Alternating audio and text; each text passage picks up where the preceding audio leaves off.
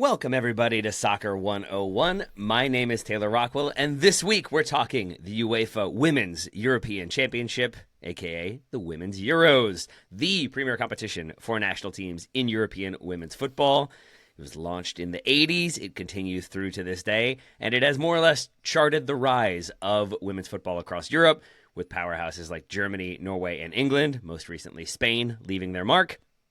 The 2025 iteration, as I said, kicks off this week. We're recording this on July 2nd, and we'll feature some strong teams, some potential dark horses, and even a debutante or two. Here with me to talk about the history of the competition, its biggest names, the favorites for this year, and its importance as possibly the highest quality women's international tournament, is Graham Ruthven. Graham, the opening question for any major international competition: how much are you rooting against England? I mean, and my answer is always the same, very much so. Doesn't matter the tournament. Thankfully, England have been drawn in a really hard group for Euro 2025. So there's a chance, Taylor. There's a chance that they might not make it as far as the knockout rounds. And I'm excited to talk about another tournament that is taking place in this summer off from soccer. Everyone's having a great summer off before the World Cup next year. That's right, isn't it? I'm having a great time. So much time off from the soccer this summer. I mean, there's been nothing to discuss. I always go back to when we first pitched this show as a radio show, a once-a-week radio show, and we're asked, is there enough soccer year-round to do a weekly show? The answer then was yes. The answer now remains very much yes. Graham, the Women's Euros, let's get into it. I gave you a very quick history. I believe you call that a potted history. Let's start with the very basics for people who are new to this one. What is the Women's Euros? Yeah, so the clue is kind of in the name. It's quite simply it is. It's quite simply the women's equivalent of. Listeners will be familiar with the men's Euros, of course, that we had. When was that? Last year. Wow, that feels longer ago than last year. It really does. If you're not familiar, if listeners are not familiar, the Euros are the championships for UEFA national teams that are held once every 4 years. So you've got the World Cup, right, which is once every 4 years for all teams around the world. And then you have regional tournaments, confederational tournaments. So UEFA has one, CONCACAF has one. Obviously, the Gold Cup on the men's side is taking place right now. CAF has the Africa Cup of Nations, which incidentally, the women's AFCON starts this weekend as well. And the Euros are UEFA's continental competition. The men's Euros were last year, and the women's Euros are this week, as Taylor mentioned. And in terms of the history of the competition, I will say it goes back much further than I thought it would, because the first Women's World Cup is 1991, the first Women's European Championships, 1984. Of course, you only had 16 teams competing in qualifying for that one. You ended up with basically 4 teams in the tournament itself. That basically meant you're starting at the semifinal round. You had a 2-legged fixture for that one. And then you had the final 2 35-minute halves played with a size 4 ball. Feels like a very interesting experiment. You had Sweden beating England in the final on penalties, which felt very appropriate. Future U.S. women's national team coach Pia Sundhage scoring the final penalty in that one.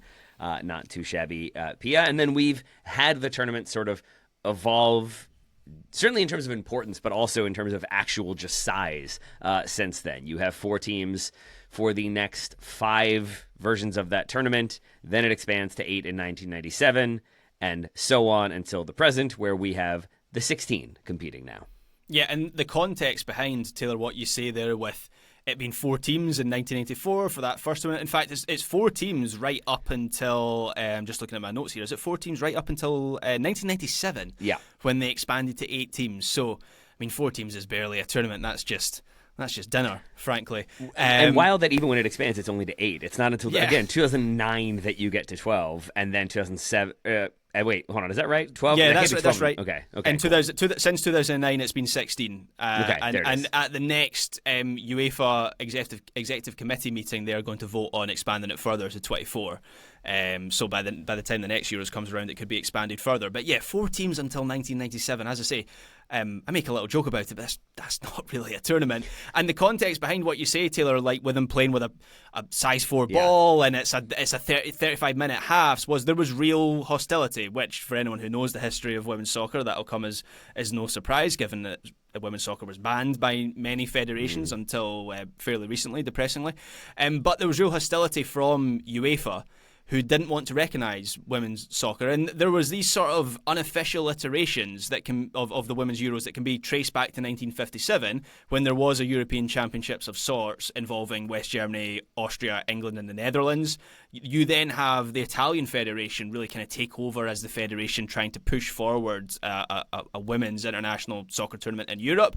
I think they have one in 1969, and then they continue to have them right up until 1984, where basically the pressure built to a point where UEFA had to recognise women's soccer, and they create an official tournament in 1984.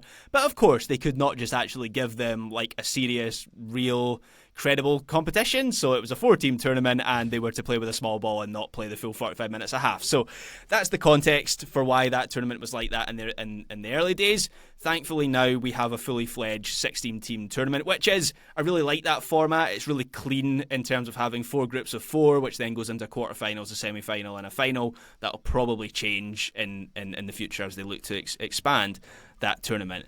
But the history of this tournament has been bumpy along the road, shall we say. And it's interesting when you look at that history for a moment, because you mentioned Germany kind of being involved throughout the history, going back to those unofficial competitions. You have Germany being pretty dominant early on after Sweden beat England in the inaugural one in 84. It goes, Norway in 87, West Germany in 89, Germany in 91, Norway in 93, Germany again in 95. So you get a lot of German success. It's why they are far and away the most successful team at the Women's Euros. I believe they've won it 8 times.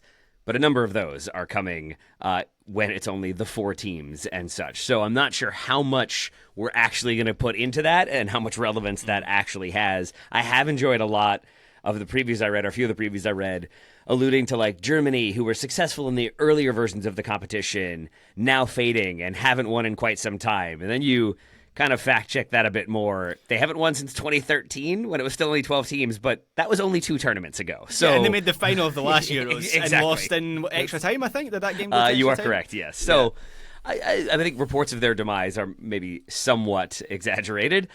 For this iteration, hosted in Switzerland, as we said, you've got the 16 teams. 51 of 55 UEFA members participated in qualifying.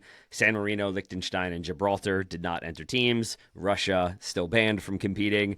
You'll have 4 groups of 4, top 2 in each group advancing to the knockout round.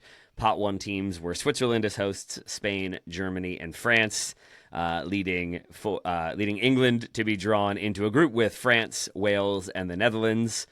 Sorry, Wales. Rough way to make your debut at a tournament, to be drawn into that group. That's a pretty tough one. We doubt Wales will cement their legacy as one of the best teams in this tournament. But Graham, in terms of the history of this competition, who have been the most dominant teams, past and present? Yeah, Germany, you mentioned there, have the most titles. They won 8 out of, from 1989 to 2013, they won 8 out of 9 Women's Euros, which is, not bad.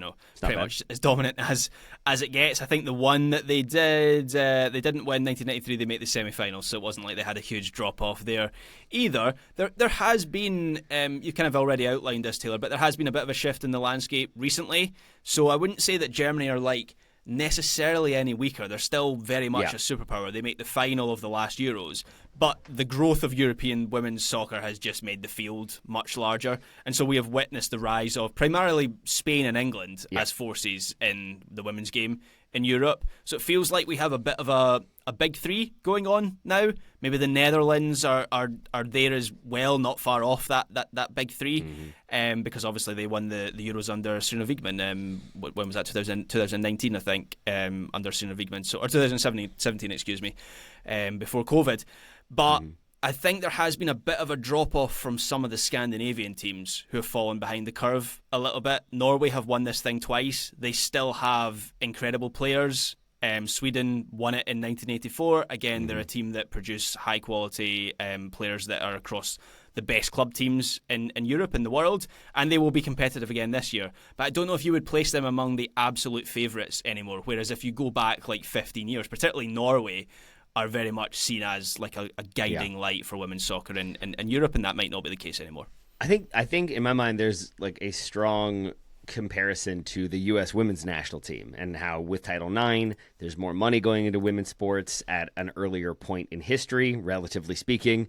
And so you then have a U.S. team that basically just has more financial power. You have more financial power in women's soccer, specifically in the college game. And so naturally you have a stronger program. And I think Germany, Norway, another good example, Sweden even, like countries that maybe took it more seriously early on or have taken women's football more seriously, although I think it's banned in Germany until a frighteningly recent year. I think those nations tended to do better just by putting some money into it and taking it somewhat seriously. But as there has been more and more money and more nations starting to spend more on the women's game, you've seen that kind of parity, that balance checked a little bit. And so now you do have, to your point, the rise of England and the Netherlands. The crazy one, if you had asked me before I started researching this, how many times has France won the Euros, I would have said, I don't know, 2 or 3, probably, I assume. Certainly they've at least made the finals. To find out that France's best finish at the Euros was, the last European Championship in which they finished third, that is shocking to me because the French national team has so much talent and so often has had that amount of talent and that depth for at least a decade. Yeah. Wild to me that they haven't been more successful, but they haven't been. So really when we're talking about like prolonged success, it's Germany and the Scandinavian countries early and then maybe Germany into the present era with Spain and England, I would say now closer to the top, if not on top. Yeah, France have a shockingly poor record at major tournaments. It's not just the Euros. It's the Women's World Cup as well. And I did know that, Taylor, but that's only because I had your exact same reaction when we were researching for the last Women's World Cup, where I found out that they hadn't made. I think they made it past like the quarterfinals of any major tournament or something like that. And I went, what? That can't be right, because France have such a vibrant women's soccer culture and landscape, and I think that just highlights how quickly this thing is moving right now, where even Spain right now, if you ask me who's the dominant force in women's soccer at this moment, the US and Spain are the two dominant forces. Spain won the first Women's World Cup 2 years ago, and they've never won the Euros. So this thing is accelerating so quickly where Barcelona are, for my money, the strongest women's club team in the world. You go through the best players in the world, Bonmati, Putellas, Claudia Pina, so many of them are Spanish, so many of them play for Barcelona, and yet their achievements haven't quite caught up with like the quality of the actual team on the pitch. Now that might change at this tournament. Spain are I think very much the favourites to end that wait for a European Championship. But it's interesting how there's a lag and how some of the things that you assume to be true maybe aren't true because of how quickly it's growing. And I think with that in mind, when you look at say like the legend of the Women's Euros, it's a shorter list than I would have expected. Yeah. It's a less notable list in some ways. Like Pia Sundhage, I mentioned her. I think she finishes top scorer in one of those sort of smaller versions of the competition. She was one of like the names I knew from the top scorers list. More recently, Inka Grings is probably worth a mention. Recently, I think managing the Swiss national team, but prior to that, was the top scorer in the 2005 and 2009 versions of the Euros, which Germany won both times. She's the 3-time Women's Footballer of the Year in Germany. She is probably, in my mind, like the name of the Euros until more recently, and I do think that again is a sign of how much growth there has been. That I would say that like the players of the most recent Euros prior to this one are like in some ways more iconic than some of the players of yesteryear. I would totally agree, and I had that same realization. I went back through the history books and Inka Grings and Birgit Prinz and Pia Sundhage, and these are players that I know, particularly Sundhage, of course, with our US link. Nadine Angerar as well was one of the best women's goalkeepers of all time. Was a brick wall for Germany in a lot of tournaments in that period. But honestly, to your point, the women's game in Europe has grown so much, and even like the last 5 years, it's been so rapid. So certainly since the last Euros, I feel like there's been a real acceleration. There's been an inflection point since then, and so I think we are living through a new age of icons, and I don't think that is recency bias. So I think players like Beth Mead at the last Euro, she was one of the stars of that tournament, or Leah Williamson for England. Obviously, England ended up winning that tournament. Alexandra Popp for Germany was one of the stars of that tournament. And then Spain have, as I've already kind of outlined, a collection of the best players in the world. Aitana Bonmati, Alexia Putellas, Claudia Pina. Paluelo is one of my favourite players to watch. So yeah, I don't know if they count as Euros icons yet, but I think they're very much on their way to becoming that. And you mentioned, we both mentioned Grings, and you mentioned Birgit Prince. I think they are the joint top goal scorers in European Championship history on the women's side with 10 goals scored. Beth Mead, I think, is the only active player within relative touching distance of that. She has 6 all-time. She scored all of those in the last tournament. Alex Pop was the joint top scorer in that one as well. She has since retired from international competition. Yeah. The thing is, those records are going to fall quickly because there's just more games. Yep. I don't know if that's where you were 100%. leading us to, but that's what I'm trying to say is like we're going to end up with a new order where the stats page on Wikipedia of this tournament is over the next few tournaments is going to look vastly different, and that's where we are maybe going to end up with some more kind of iconic. As much as Prinz and Inka Grings are people that I've heard of, and Pia Sundhage, I don't know if you would say they broke the mainstream in the same way as players like Aitana Bonmati and Beth Mead, and certainly in the UK here, Leah Williamson and Lauren James are on. They're in crisp commercials with Lionel Messi, and that's a new level of stardom that we have reached, and so I think we're going to create some stars over the next few tournaments. It's a bit, I think, like for a comparison on the men's side, it's a bit like Uruguay being a 2-time World Cup winner. That is true for sure. Not even technically, just true. However, I don't know if I'm putting them, therefore, on the list of powerhouses that you always expect to compete. And I do think some of the national teams, maybe not Germany. I don't know if that's being unfair to them on the women's side, but I think some of those teams that have had successes that are always going to be in that who are the dominant forces in women's football conversation because Germany's won 8, they deserve to be there at the same time. I think that those, if you're adjusting for scale or whatever, I think more recent championships are probably going to be seen as more significant, not just because of recency bias. And that does beg the question then, Graham, is the Women's European Championship the strongest international women's tournament? I would even extend that to maybe club. I don't, because usually on the men's side we would say the Champions League is the highest level of competition you're going to get, and I think oftentimes we would say the World Cup is the highest level of competition you're going to get on the men's side. But for the women's, when you remove basically the United States, that's the team you're leaving out from a global power standpoint. The rest of the teams that you would expect to compete in a Women's World Cup are going to be from Europe, and so you get maybe more European quality on display. I think it's a compelling argument, and I didn't before I started looking into this. Yeah, I think it's certainly a fair question. I would also mention that you're losing Australia, who have a serious team. I think made the semi-finals of the last World Cup. Fine. Brazil have to be taken seriously. Canada, we have to mention them as well. Haven't been as great recently, but obviously have that pedigree. So I think the latter rounds of the World Cup are still where the women's international game is strongest, where you will have the US and Australia if they get it that far. That's where the kind of the funnel is tightest, and so you end up with the greatest quality there. And in the last Women's World Cup, I don't want to discount the quality that is growing at that level as well globally, because you had some great underdog stories in the last Women's World Cup, which obviously we covered at length. And I remember we talked about Colombia and how great they were, and Jamaica made the round of 16, and despite of their federation. So the depth is improving all the time across the world, which is a great thing. But the fact of the matter is that there is probably greater depth of wealth more than anything else in European women's soccer. So obviously you have those big superpowers like England, Germany, Spain, maybe a slightly further down, a second tier, Netherlands, Norway, Sweden. But you also have a lot of investment in countries like Italy and Portugal, and I was reading that Belgium is putting a lot into women's football. They're going to be at this tournament.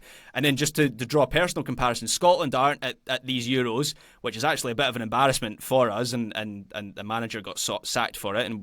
And we've got a couple of world class players, but that's the point I'm trying to make. Is even countries like us who aren't at this tournament, we have players like Erin Cuthbert, who's one of Chelsea's best players, and Caroline Weir, who's I think she won Striker of the Year in La Liga for 2 years in a row for Real Madrid. So, and loads of our team play in the WSL in England. So that's where there is depth in Europe that I think other regions can't really match. I think it's a valid point, Graham, and I appreciate you running through the list of teams that I dismissed and should not have dismissed. Australia finishing 4th at the last Women's World Cup. They lose the 3rd place game to Sweden.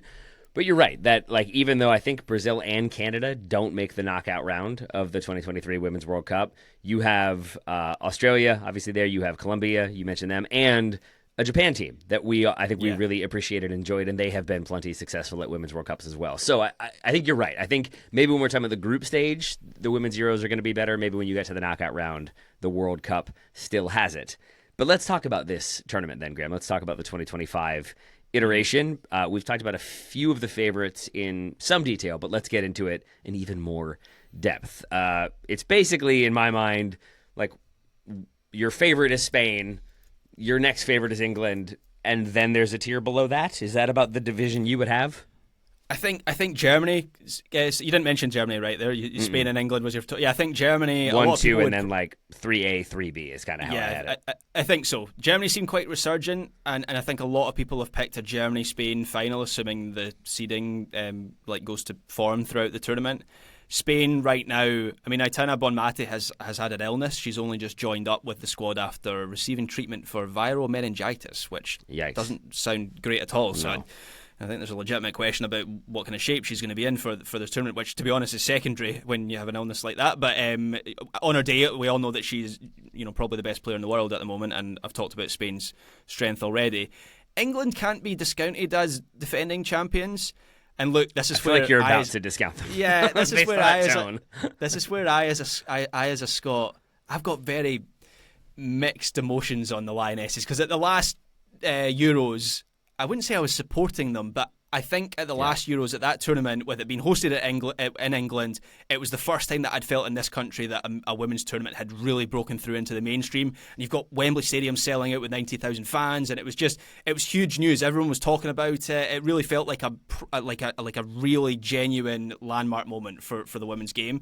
And so actually, England winning that tournament, as I say, wasn't really supporting them, but for the growth of the game, I thought was kind of a good thing. And out of that tournament, we've had real superstars and icons like Mary Earps becomes a household name, Leah Williamson, Lauren James, Beth Mead. Like, these are all household names in the UK, and I think that's really positive. Having said that, now that England have got that landmark moment out of the way, I would take a group stage exit from this tournament. And honestly, that might be on the cards, because they've been drawn in a very difficult group, as we mentioned, with France and the Netherlands. They finished behind the Netherlands in the Nations League. France have real quality as well, of course. There does seem to be quite bad vibes around the team at the moment. There's been a couple of high-profile retirements. Fran Kirby retires. Now, she might not have made the squad anyway, but she retires quite late. Mary Earps, who had sort of been supplanted as the number one, she would have gone to this tournament, but she's retired. It seemed, my read is almost in kind of like a bit of a huff that she's not going to be the number one goalkeeper, which doesn't say much for the culture in the dressing room. And then the big one was Millie Bright, who has withdrawn from the squad. That came really late. That was like 2 or 3 weeks ago. And how will I put it? There's some hazy circumstances around that one, is what I'll say. Google might give you a little bit more information, some of the tabloid reporting. So I think there is a sense that England might be at the end of a cycle under Sune Wiegman, but nonetheless, they're stacked for quality. And so equally, it wouldn't surprise me if Sune Wiegman's record at tournaments is incredible, absolutely incredible. I think she's made the final of her last 4, going back to the Netherlands when she was Netherlands coach and she won the Euros with the Netherlands. So, yeah, we can't really discount them. But right now, I think I'd put Spain, then maybe Germany, then England as my kind of third seed. Why do you have Germany ahead of England? Just their form seems to have been better. England in the Nations League, and they played a couple of games against Scotland. Wasn't really impressed with them. I think under Sune Wiegman, they were always quite conservative, England, but they seem to have maybe leaned a little bit too much into that, and so their attack's been pretty stagnant. They're asking Alessia Russo to be like a really orthodox focal point, which she's good at, but sometimes it feels like she can be quite like isolated in that position. And I just think Germany, look, I don't know nearly as much about Germany as I do the England women's national team, but they seem to have maybe a little bit more attacking verve from what I've seen and what I've read about them. Yep. They breezed their Nations League group in 2023 or 2024. 4 wins, 1 draw, 1 loss, 14 goals, 4-3 against. They were pretty strong in qualifying as well, with Leah Schuller scoring goals along the way. I think they end up finishing 3rd at the most recent Women's Nations League campaign. So plenty of strength, plenty of depth for Germany. England the same. Certainly for Spain, of returning 8 of 11 starters from the team that won the World Cup in 2023. Arsenal center back Leia Codina and Real Madrid defensive midfielder Teresa Abellera are injured. Jenny Hermoso is 35 and playing in Mexico, so maybe isn't at the level necessarily to be in this squad, but they've got Aitana Bonmati, they've got Alexia Putellas. They top their Nations League group with 5 wins and 1 loss, 18 goals for and 5 against. They score plenty and they don't concede that many. They've got, 10 or 12 Barca players in this team. It is a very Barcelona and Real Madrid dominant Spain team with a few other clubs thrown in there. So you've got consistency from club, and then you've got consistency at national team level where they've already won major silverware. It's frightening. Not bad, Spain. Not bad at all. Yeah, like the entire best club team in the world plays for your national team, and that's all right. You won the last World Cup. I just can't see past Spain. Yeah. But I did kind of feel similar going into the last Euros. Like we were in a similar position, even though they hadn't won a World Cup at that point. They were very much seen as, there was still that link with Barcelona. They were very much seen as the dominant force in club football, and they fell by the wayside. I think they lose to England actually in the quarterfinals of that tournament. England were very impressive in that game. So in a knockout tournament, anything can happen, and I'm looking forward to this tournament. I'll be completely honest and say it hasn't been at the forefront of my mind because we have had the Club World Cup and the Gold Cup, and obviously those tournaments kicked off first, and they're still happening. But now that the Women's Euros are here, I'll be watching a lot of the games, and I anticipate for me being over here, particularly the games will be quite difficult to avoid, particularly when England are playing, and as I say, like the Lionesses are at the moment are such a huge thing. There's such interest around them. That I think it's going to break the mainstream again this tournament. A couple more national teams I wanted to mention. Have to mention France, though they haven't had the most successful time at the Euros or the World Cup from a silverware standpoint. Still plenty strong. They will be without Wendy Renard, which is always sad. She is injured, not retired, so was still eligible. Is only 34. I would have thought she was a little bit older, but is injured at present, so won't be in this competition. But they still have Grace Gayoro. They've still got Kadidiatu Diani, Marie Antoinette Katoto, with one of the best names, not the best name in this team. That would be Sandy Baltimore of Chelsea. Still my favorite name. Delphine Cascarino as well. A plenty talented attacker. They've got good defenders. They've got plenty of experience in goal, where Pauline Peyral-Magnin is most likely to start. I'm butchering names along the way, and I do apologize. But I still think with France, like they can certainly they'll make the knockout rounds. They could make a run. I don't have them as one of my favorites, but they're not quite in the dark horse category either, so they're somewhere in between. In terms of dark horses, I would throw in Sweden, who were strong in qualifying, third in their Nations League group. That's not ideal, but fewest goals conceded. They then go into the kind of playoff round where they pummeled Luxembourg and Serbia. I believe the aggregate scoreline was 20-0 over 4 games. That's not bad. I would throw Norway into that conversation as well. A similar story where they finished third in their group behind Italy and the Netherlands. The Dutch are obviously a very strong team, but they only lost once in that. It's 4 draws. They have a very strong defensive record in that stage of qualifying. And then similar to Sweden, in the playoff round, they get Albania and Northern Ireland. They win those 14-0 and 7-0 over 2 legs each. So that would be 21 goals over 4 games, with Frida Maanum topping the goal-scoring list for them. So plenty of attacking firepower against maybe less historically strong national teams for Norway and Sweden, but then a strong defensive record as well for both of them that could make them very difficult to break down, especially in the knockout rounds. Like, I won't be surprised if Sweden take a team to penalties in the knockout round and maybe spring a surprise along the way. Graham, any other teams you wanted to mention as favorites or dark horses, or maybe teams that you expect might not have the best tournament that we have some expectations that could? Well, on that note, I've already put forward England as a potential big name that could fall early. I mean, we are losing, no matter what happens from Group D, we are losing a big name, whether it's England, France, or the Netherlands. One of them is going to fall out of that tournament. Or Wales. I refuse to mention Wales as honestly, that country as a national team exists just to make me bitter that they are consistently at these tournaments. It truly feels that way. And, whether it's in men's or women's football, it doesn't matter. The bitterness is still there. I think Group B is interesting. Now, Spain are obviously in Group B. You would expect them probably to win all 3 of their games and finish top. But the scrap for that second place is going to be interesting, because I would say Belgium, Italy and Portugal all have kind of dark horse potential, where there's been kind of real investment on all 3 fronts from those national teams. I think Italy as well have made kind of great strides forward. Certainly, was it the last Euros or the World Cup? One of the two, I remember them making a bit of a run. So yeah, Group B is maybe where my eye will be drawn at this tournament.